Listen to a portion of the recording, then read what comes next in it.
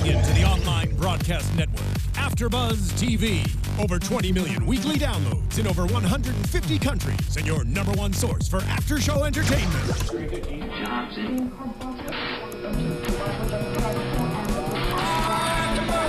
AFTERBUZZ TV, the destination for TV superfans. Producing aftershows for over 300 of your favorite TV shows. Interviewing celebrities and showrunners. And bringing you behind-the-scenes exclusives. All thanks to E! Entertainment's Miriam Gonzalez, producer Kevin Undergaro, and internet leader Akamai. Now, let the buzz begin! Ow! Our favorite anthem. Hey. Okay, we always gotta be silly in the beginning. We are back for another amazing season. We've been waiting for this. Yes. Season 5, Episode 1, HBO Girls, AFTERBUZZ TV. And joined here today is, of course, myself, Spicy Madi, and the beautiful Miriam to my right. Thank you. And then we have Kellie. On the phone line, Kellie, are you there? Yay, I am here. I'm excited. Okay, Kellie's calling us all the way from Fiji. She couldn't be here today, no? she'll be here in person next week, though, guys. But this is definitely an exciting episode. It's wedding day. Yes. And it's girls that did not miss a beat. It started off hilariously funny and catching us up like always. You know, I'm sad that this is the last season of Girls. But, you know, they're growing. And, you know, maybe the next show will be called Women. Who knows? But, you know, we have Marnie getting married. And boy, is she a little bit of a bridezilla. Well, Marnie was being Marnie. So you can only imagine how she would be on her wedding day. This is exactly how I would expect Marnie to react. You know, concerned about the weather, concerned about how everybody else looks, making sure that there is a plan and a structure. I think she made a photo board for emotions of how people want to feel for their hair and makeup. I mean, she's crazy. She has a Pinterest page. It has a selection of items to put in your hair. She even suggested you could go out on the land and forage for stuff to put in your hair as long as you were wearing something. I thought that was hilarious. I love their mom called her Starbucks. She looks like a girl in a Starbucks cup. Well, I mean, I have to admit, the first crown that makeup artist BB was putting on her was a little on the meh side, you know, and that's not how I would want my hair to look, nor the makeup, which we'll get into that in a minute. You know, like, you want to be soft. It's your wedding day. And, of course, She Marnie looked like the Starbucks cup. She really did. She really did look like a Starbucks cup. I loved it. But, you know, her mom is right. Her mom is right as far as, although her mom was also like the momzilla of the bridezilla. Yes. But, she's like, this is my day. Right? I'm like, your day. Whose wedding is this? It's Marnie's, or is it, you know, mom's a little crazy? But it's the fact that, like, her mom said to her, you know, when you look back at these pictures, you want to look back and be happy with them. She's like, I wore shoulder pads in my wedding pictures, and I hate it when I look back, which shoulder pads are bad. Yeah, I don't know if those are ever making a comeback. They are. I've seen No. people wearing them, and I'm like, no. Like, it. it's like the 80s all over again. But, you know, it's her wedding day, and, you know, you want to be soft and you want it to be memorable. And, you know, just from the start of the day with the fact that it was going to rain, and she's freaking out about that, which rain is, I would pray for it to rain on my wedding day. It's good luck.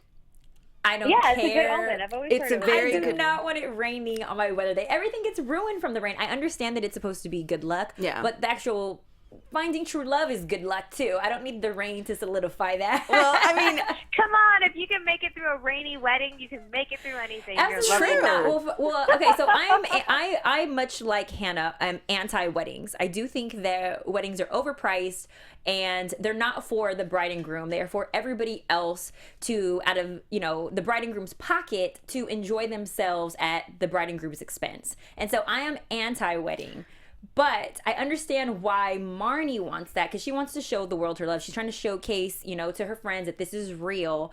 But there's a lot of little subtleties that they dropped this episode that have kind of made, well, I always thought that they shouldn't wind up getting married, but I didn't know that they were going to make it this far to the wedding day. I am shocked that he is on his 8th engagement. That was quite a revelation. 9 now, right? This was actually, no, he had 7 engagements 7, already. okay.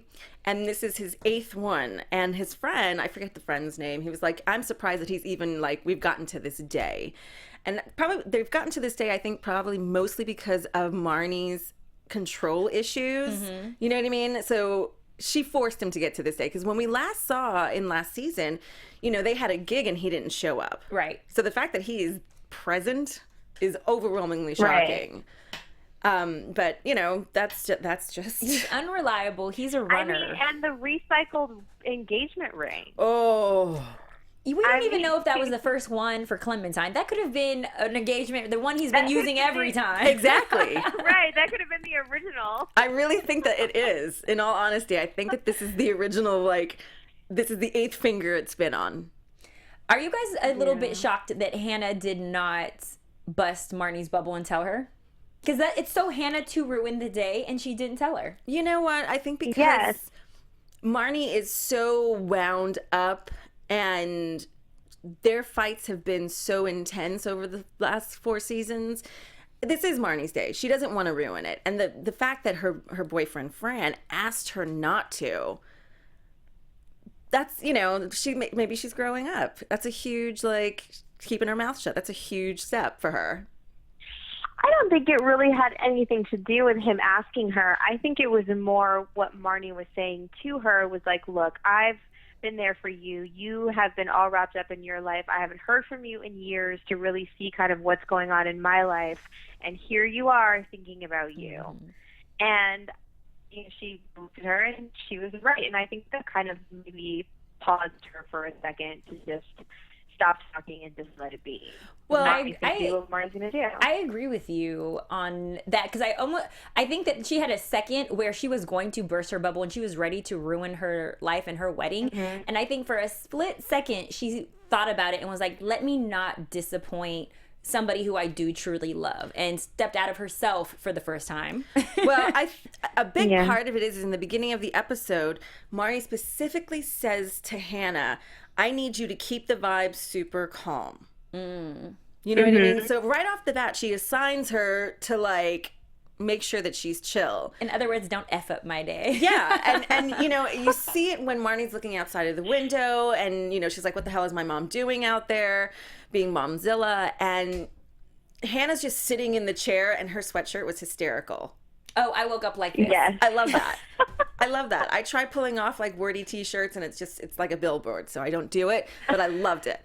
And it's like love it or leave it. But she sat in the chair when, you know, Jessa went upstairs to the boudoir and Marnie kind of just stomps off and just sat there quietly. You could see that she was biting her tongue. She wanted to say something. And that's before she even knew what was, you know, the fact that this is his 8th engagement. So the fact that, like, you know, Hannah has, like, she's toning it down for Marnie just for today. I don't see that happening the rest of the season, but we'll do that all in predictions. You know, but it's the fact that, like, this is Marnie's day. Yeah. And, you know, then we have... Well, I think my favorite part was when Fran shows up early in the morning and Marnie is really upset about it and has Shoshana be the one to kick him out, and then wants to be the cool bride. Of course. No, it's fine. I'm chill. You can stay if you want to, but if she wants you to leave, just the look on Shosha's face is hilarious because she's so not one of those people, and I love her reaction. That sounds like something you would really enjoy doing. Right. You want to do it yourself. What did you want to make him feel like crap? Go ahead. You know, and I commend Shosh because she came back just as quirky as ever. She's like super Japanese now. She feels like she's immersed herself in the culture, but she's still her same self where, you know, she's says whatever comes to mind also. But she's very direct about it. I think Jessa said it best. She's more animated now that she's lived in Japan. Yeah, I mean, I love everything about it. Oh, but her hair is god-awful. Oh, gosh. What was she thinking? I mean, it looks pretty once they do it up for the wedding, but, you know, Marnie says it to the makeup artist. She's like, she looks very Japanese right now. I'm like, what does that mean? What does that mean? It's those bangs, those Japanese bangs, which are actual bangs that you would go to your beauty, you know, your hairdresser and ask her, can I get the Japanese cut bangs? And then it's that, like, pencil straight bob cut. That's what they're, you know, like the little caricatures. Oh What are those animated cartoons called? Anime. That's what she looks like. Yeah. Like an anime character. Like an anime. The hair, I don't like the blonde. She needs to be a brunette. But, you know, when they do it up for the wedding, she does look softer and not so Japanese, I guess.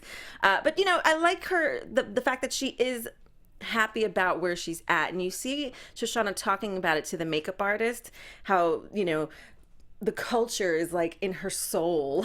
So she's doing a long distance relationship. Are we going to get revealed who this mystery man is? I have a feeling, since they flashed in the intro, that it's oh God, what's his face? Ritter. John Ritter's son. The one that she interviewed. Jason Ritter. Oh, you think they're still together? I think they're still together. She did take the job offer. Okay. Yeah. I was picturing her coming home with, you know, a little Asian man. And, you know, like she found this true love. I love that she said, I don't want to ruin anything by seeing each other. So is the relationship... We're going to keep it... Is the relationship really happening, or is it in her mind?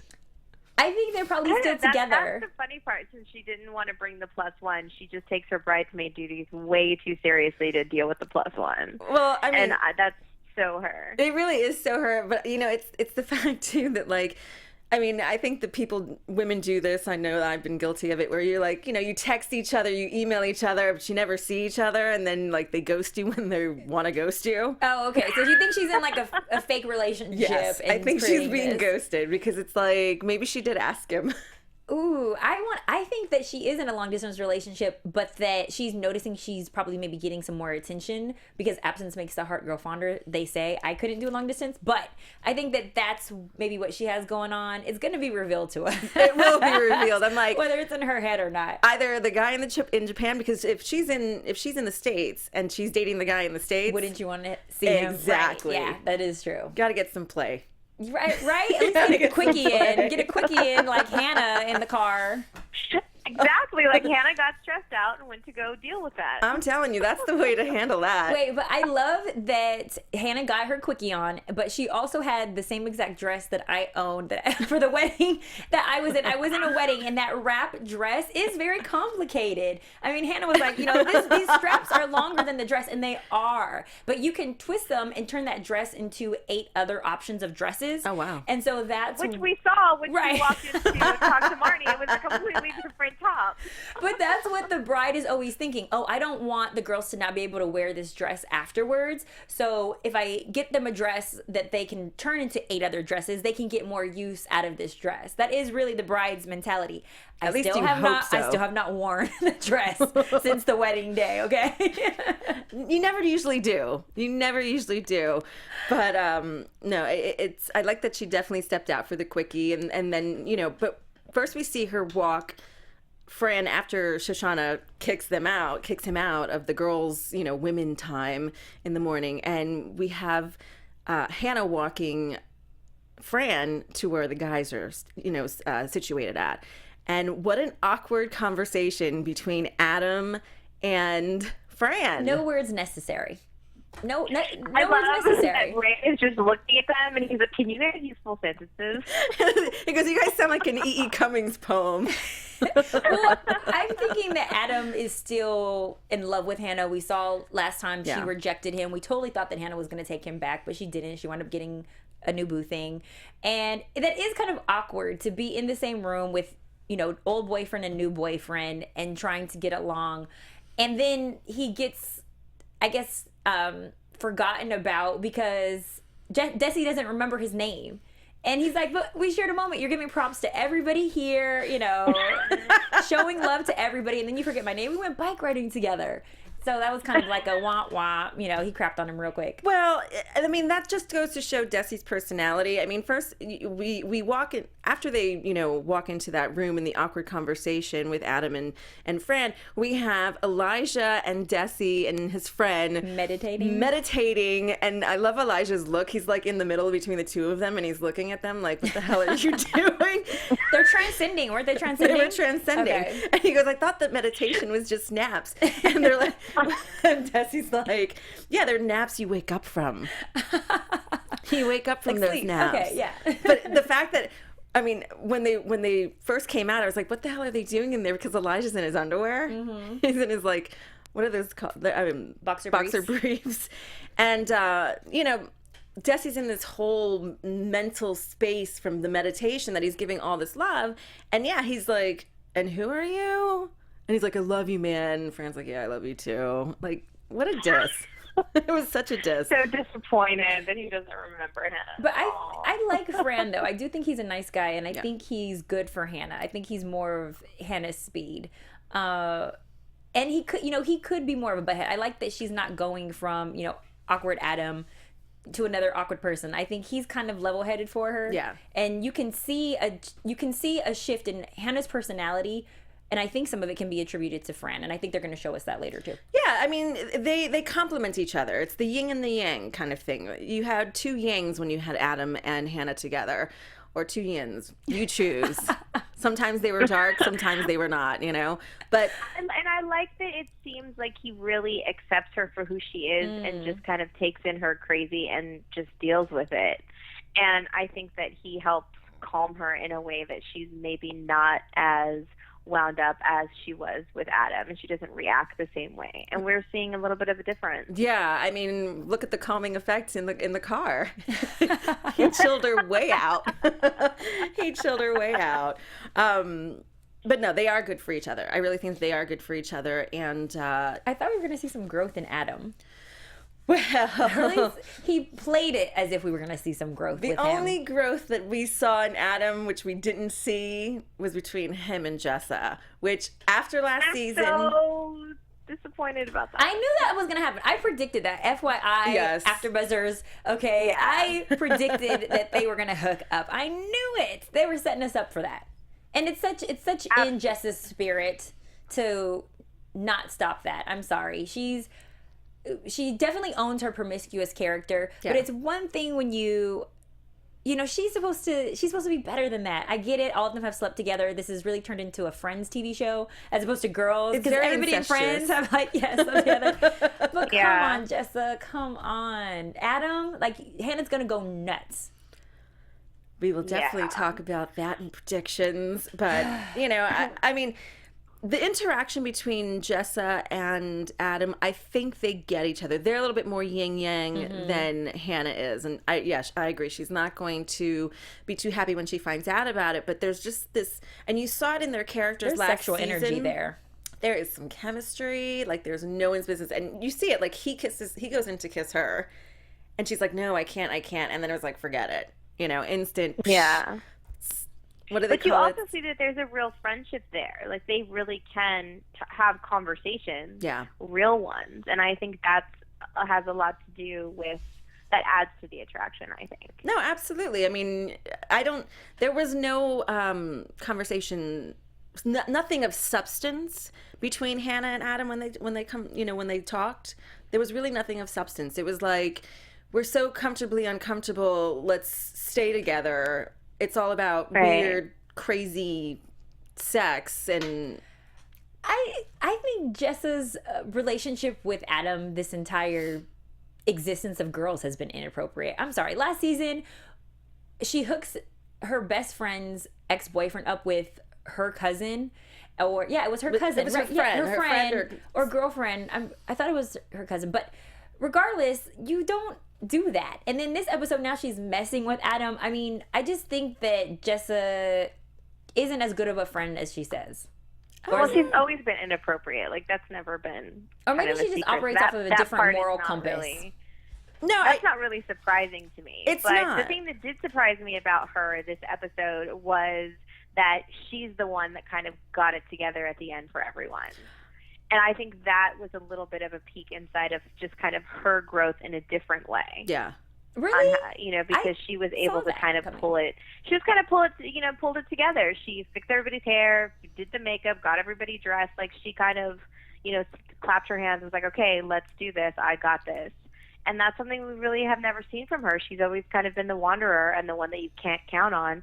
And here she was kind of taking the reins. And I thought that was a big thing. That is a big thing, considering when Hannah had her nervous breakdown and, the 7 ticks and all that stuff a couple of seasons ago, it was not because of Adam. It was because of Jessa. Jessa upped and bounced and left her, and she felt abandoned by Jessa. So we have seen a lot of growth with Jessa, and the fact that she is now, you know, she's like the mama bee now. Well, to me, Jessa has always had a savior mentality. When she hurt the girl's feelings, she made up with it with oral cunningings. And when she, you know, when it comes to, you know, coming through, she was there for Adam when he was going through the break with Hannah, and they, you know, developed an inappropriate friendship. But I feel like she's always the comforter and the go-to because she is very calm. She just doesn't really care what people think. Yeah. When the woman got sick and she was ready to die, here, let me give you these pills to kill you so that way you can, you know, have peace. I do see her as having this savior complex. Sometimes it's not the best way. No.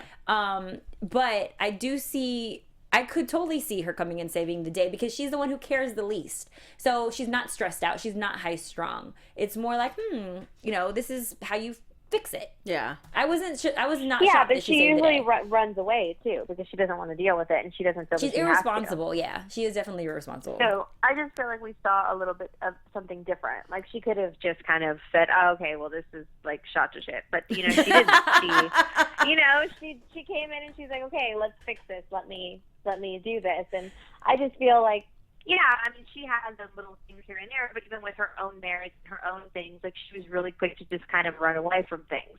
That's when she did ditch Hannah, when she ditched everyone and she went off and she was in rehab and no one knew where she was, and she's just been through so many things, and she comes and goes and, you know, messes up relationships and then comes back and tries to fix them in really like silly ways.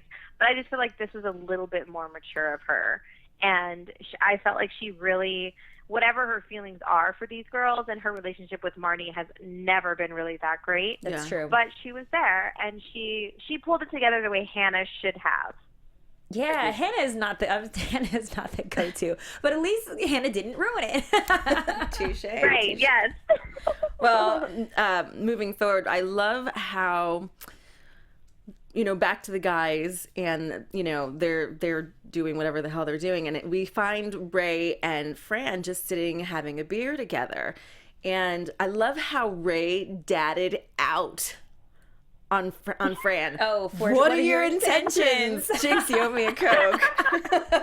You know, and he really only wanted to talk about himself and his heartbreak. Yeah, pretty much. But you know, I like that we saw a different side, because Ray was never a big fan of Hannah. Oh no, he was never really a big fan of Marnie. No, yeah, he hated Marnie. He hated Marnie. He has a love for Hannah. Like that is like his little sister. Yeah. There's a disdain that I think everybody has for Hannah, but they still love her. He was cute. He's like, she means something to me. And I totally believe him on that. No, of course. Yeah. I mean, these are years and years of them all hanging out together. Of course you're going to have feelings like that towards someone. And you're right. He used Fran as a platform to spill his guts out about how he was feeling, and the fact that, you know, he's like, you know, first the leading into it, you know, he's like, do you want to get to know her? And this was my favorite. Or do you want to, and forgive me, quoting, you know, bang her till her knees blow out and her pussy turns to rubber. I was like, they did not just say that. They did. And I just said it too. But, you know, he then continues to go on and say, he's like, men tend to suck the spirit out of women. Correct. And I was like, to that. Loving that. But no, you know, and it's true. It's true. When there's no positive intention, then you have a guy that's just trying to bang a chick. And then, of course, the chick's going to get emotionally attached. And he's seen this. He's seen this with Hannah and Adam. He's seeing this with Marnie, which is Absolutely. what he was definitely pushing how he was feeling about Marnie onto for Fran, sure. You know, and how he thinks that Desi is treating Marnie. Yeah. Because he thinks that that Marnie is way too good for Desi. So I think that's what he was interpreting as, you know, Desi's pulling the spirit out of her. Like there's going to be nothing left by the time he's done with her. Because I don't think that he really believes his love for her. No. And we see that because Desi has a complete freak out that he's not ready to be a husband, he's not ready to get married, and, you know, he goes and he runs off and dives into the lake. It's pouring rain. So dramatic. Seriously. This is going to be the leader of your household, Marnie. Come on. No, she's going to wear the pants and the panties and make him wear the panties. Oh, God. And not the pants. But she, you know, he goes and he dives into the lake, and he's having this epiphany that he's not husband material. And the fact that Ray goes and saves Marnie's wedding and convinces him, Which is not what I think he was trying to do. Oh, no. Well, I interpreted it the same way as Desi. Kelly, can you expand on what his actual interpretation was? Because I thought he was saying that you sacrifice so that someone can find love. I interpreted it like Desi. What is the actual interpretation of what Ray was trying to do? I didn't. I thought he was trying to get him to not run away, but to man up and say, I'm sorry, I'm not ready for this, and kind of sacrifice and sacrifice in a way that, you know, he has to decide and make a real mature decision. It's like, you can't just run off and leave this girl here. Like, you have to figure out what you're going to do. If this isn't right for you, you need to man up and say so. Yeah. Just like I did. I feel like he was trying to tell him to do something, not that I sacrificed her for you, so go get that. So, you know, this is what I did for you. I don't feel like that's what he meant at all. No, and you see that. Like, Desi's so, he's so not present that you see, like, he's like, you're right. You sacrificed her so she could marry her destiny, which is me. No, it ain't. And ooh, they got problems in store. And you know, once he once Desi went like horse blinders to whatever Ray was saying after that, and you see Ray's like, no, wait, no. Yeah, I saw him going after. I was like, oh, okay. So me and Desi misinterpreted that whole speech. Yes. So, because I was with Desi too, like, go get her. But I knew that Ray didn't want them to actually marry, but I thought that he was trying to be a good friend, and he was saying, you know, that this is me being selfless and sacrificing, you know, man up, because I gave her up for you. Mm-hmm. But obviously, clearly, you know, and tweeted us and let us know if you guys had the same interpretation as me and Desi at AfterBuzz TV. Who do you agree with? And one thing I want to just like ask you guys real quick. Why do you think that they're even at this point? I mean, do you really think that Marnie truly really is in love with him to the point to marry him? Absolutely I don't. not. No, I think that she is one of those, she's the kind of person that's like, okay, this is what I'm supposed to do. I'm supposed to have the good job. I'm supposed to, you know, get married. I'm supposed to, although she was very anti the fertility suggestions throughout the entire episode with the rain, you know, but like she's a step-by-step person.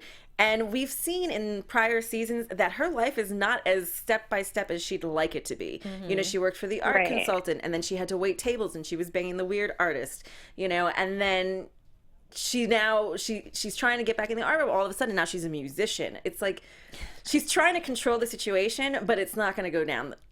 And I think we'll see that in this season. Do you think it's like just for the sake of being married? Because, I mean, this guy isn't even like, he was already in a relationship, which she broke up. Mm-hmm. So is it now just, okay, we went through all of this. I don't want to just be the other woman, so I have to legitimize it. This is what we're going to do. I see it as that. I think that's a great point, Kelly. I do see it as the needing to feel more, you know, important and legitimate. Yeah. But I also see girls having representative of each different type of girl on earth. And there's always that one person that still sticks with what society tells us, you know, culturally we should do as women. You have to get married or your value is lessened. And we see her mother, who is kind of loopy, you know, just like her, crazy and single. And so she's probably suffering from the, I don't want to be my mother and be alone. Yeah. So let me get this off my checklist because I'm as close to possible as I might get in marriage. So let me hurry up and get this out the way because it will validate me as a woman. At least I did something right. She's settling, and it's unfortunate, and we'll see how that all transpires, and we'll get into all that in a few minutes in predictions.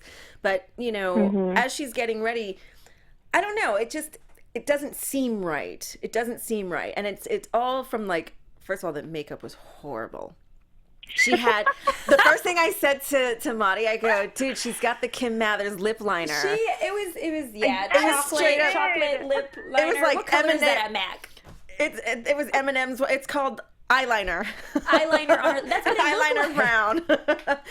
I'm like, she looks like Eminem's wife, it was or ex-wife, whatever she is. But you know, it's the fact that, like, you know, there's so much chaos with this whole wedding, and I love Hannah's reaction. She's like, it's like he went to the Hershey place and just like rubs your face in it, and that's just, I think in this episode that's as much of Hannah that we saw That was the only time. But then, of course, she comes back and she's like, no, you look beautiful. Like, she's really trying to encourage her. Mind you, it's like one of those, like, rain paintings. Yeah. Where, like, the must- ink know, is her just mascara's pouring down her face. Poor thing. I would have All killed you the need makeup artist. is a Kleenex and just, Wipe wipe it all over your face. You're fine. But, I like that they had a little conversation between Hannah and Marnie, and kind of Hannah didn't take over.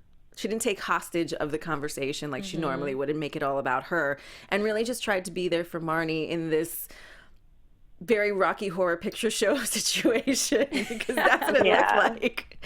I mean, wow. And the makeup artist was hysterical. She's like, you're all bitches. Well, in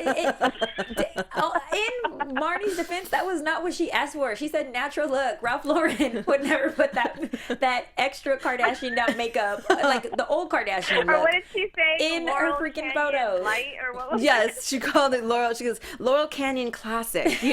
Like a white, I'm a white Christian woman. Like, where White the Christian woman.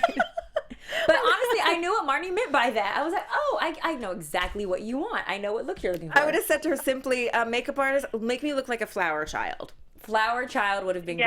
Yeah, But yeah. but Laurel Canyon Classic, what the hell does that mean? I don't know. Tweet us, let me know. I'm a little out of the loop on that phrase, but yeah, she definitely did not look classic at all.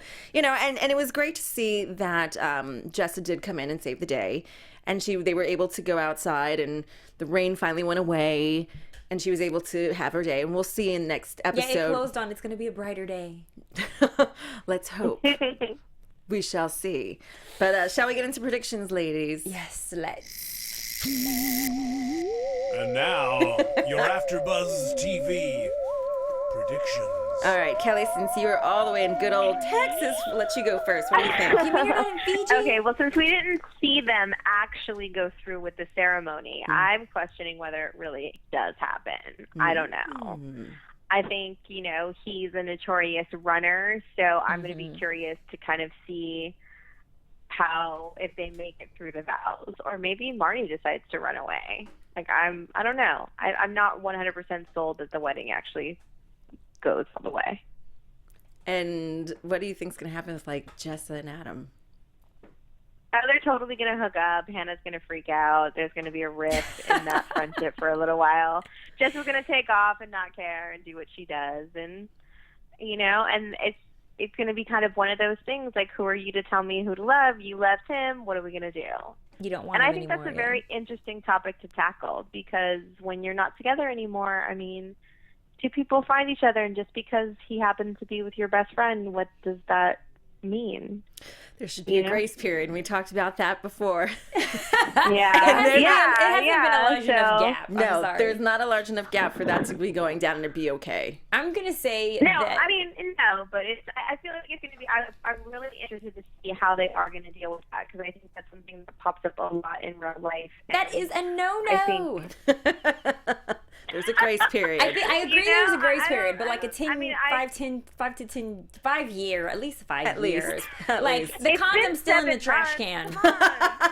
All right, Marty, what do you think's going to happen? What's your prediction? I predict that Ray's going to get some balls and he's going to stand up and speak for his true love, or it's going to be the same old Hannah, and she's not going to be able to contain herself and be like, hey, but he was engaged before 7 times or something. There's going to be someone to disrupt, and I think that's where we're going to see Hannah's character again come in, because she almost did it when she didn't like her wedding. She almost pouted and threw a fit then, but she caught herself, and so I think that she's going to act out at some point, because it would just be outside of her character not to. I think she's going to somehow it's going to be broken up, but I don't think he's going to run. I don't think that it's going to be him running.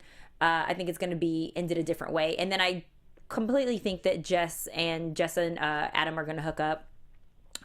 But I think that this is going to be at a point where Hannah sees their relationship and they hook up.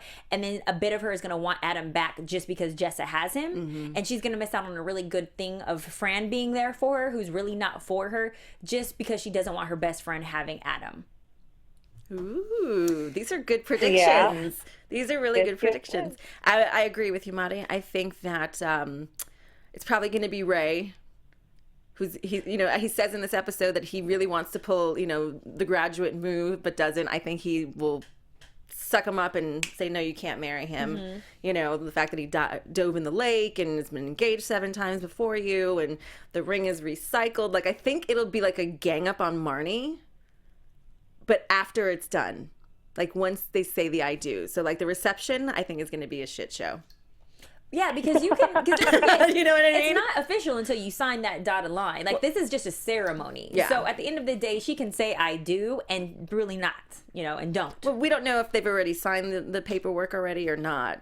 They haven't signed the paperwork. And you shouldn't be marrying the person, and I get it, everybody has cold feet, but you shouldn't be marrying the person when you turn to Hannah and say, do you think I'm making the right choice? You're going to ask Hannah? Sugar banana? Because Hannah's like, what do they say? Hannah's like a toddler or a drunk person, who 3 things that tell the truth: a drunk person, a child, and yoga pants. And Hannah is 2 of the 3. Touche. Hannah's 2 of the 3. So I see her completely being, once maybe some cocktails are in the mix, or who knows, maybe after Elijah drops his MDMA and like has his epiphany, who knows? Someone's going to spill the beans, and then Marnie's going to be stuck in it, and we're going to see how that all unravels. I agree with both of you. The minute that Hannah finds out about Adam and Jessa, it's going to go down. Because Jessa is her sweet spot. Jessa's sweeter to Hannah than Marnie is. Oh, absolutely. She's very they're sisters. Yeah. They feel like sisters, yeah. There's this emotional connection that they have. But it'll be interesting to see what happens next week. Who knows? Maybe Clementine shows up at the wedding and she's like, I want my ring back. So, you never know. Oh my God, You never know. amazing. Fellas, if you are watching, that is a no. Do never recycle that ring. Exchange it for a different one. Yes, please. Please and thank you. Shout out to the person who's going to propose to Miriam, okay? You hearing this? And I don't believe in weddings either. So I'm with you on that one. Anyhow, we are so happy that you guys could join us. And we're so happy to be back for the final season of Girls. We'll be here every Sunday for the next 8 weeks. Is it 8 or 12 weeks? I don't know. I'll have to look. 8 weeks. A lot. And Kelly, we can't wait for you to come back to join us on the panel. Where can they find you, Kelly? You can find me on Twitter and Instagram at Kelly with an IE079. And you guys can play with my Twitter or stroke my Instagram at Spicy Mari. And you can find me at Miriam L. Gonzalez on Twitter and Miriam G1 on Instagram. We will see you guys next week for another fun episode of Girls. Until then, bye. Ow. From executive producers Maria Menounos, Kevin Undergaro, Phil Svitek, and the entire AfterBuzz TV staff, we would like to thank you for listening to the AfterBuzz TV network. To watch or listen to other after shows and post comments or questions, be sure to visit AfterBuzzTV.com. I'm Sir Richard Wentworth, and this has been a presentation of AfterBuzz TV. Buzz you later. The views expressed herein are those of the hosts only and do not necessarily reflect the views of AfterBuzz TV or its owners or principals.